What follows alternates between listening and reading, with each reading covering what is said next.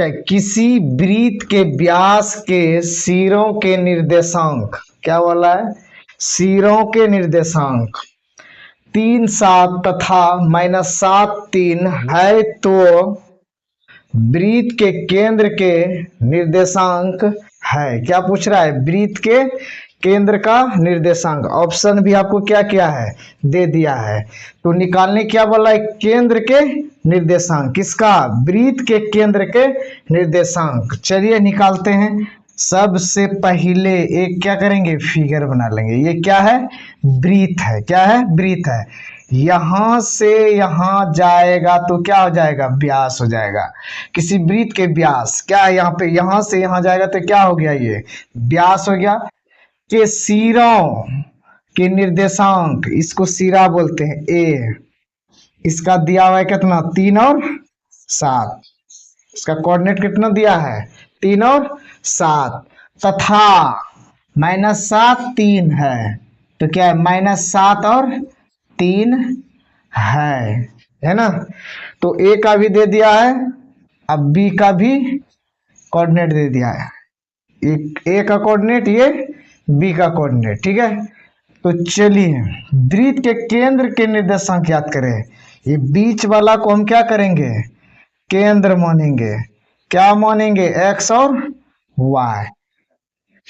इसको ओ जो है ये केंद्र है तो हम क्या माने, एक्स और वाई। तो चलिए सॉल्यूशन करेंगे। ये हो गया x1 y1, ये हो गया x2 y2। ये तो एक्स वाई हो ही गया।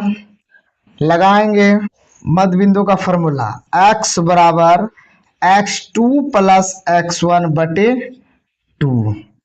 ये फॉर्मूला आता है।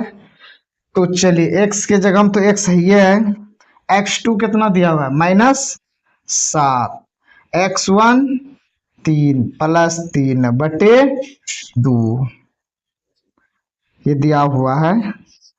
प्लस माइनस -7 में 3 घटाएंगे तो क्या हो जाएगा, -4 बटे 2।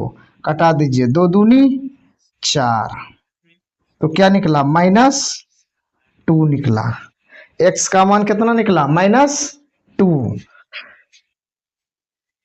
उसके बाद y बराबर y2 प्लस y1 बटे 2, ये क्वेश्चन दिया हुआ है।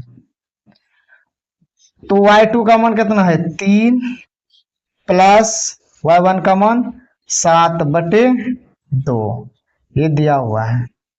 7 3 10, 10 बटे 2, 2 पंचे 10, तो क्या हो गया 5। y का मान कितना निकला, 5 निकला।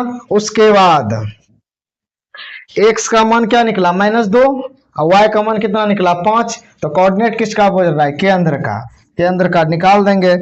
x y का है और यहाँ पे है क्या, निकला क्या, -2 और 5, है ना, निकला, यही केंद्र का निकला। इसमें ऑप्शन देखिए कहाँ पे है, -2 और 5, यहाँ पे ऑप्शन नंबर सी। क्या है, ऑप्शन सी हो गया। क्या आंसर आपका मिल गया, ठीक है। कोई भी दिक्कत समझने में हो तो लाइक कमेंट करते जाइएगा, कमेंट करिएगा। समझ में नहीं आ रहा तो ये कोऑर्डिनेट हिसाब है क्लास 10th का, ठीक है। देखिए लिखा हुआ है क्लास 10th मैथ। चलिए इस तरह से हिसाब, ये ऑब्जेक्टिव हिसाब है। चलिए अगर समझ में आ गया तो नेक्स्ट दूसरा हिसाब देखते हैं। फिर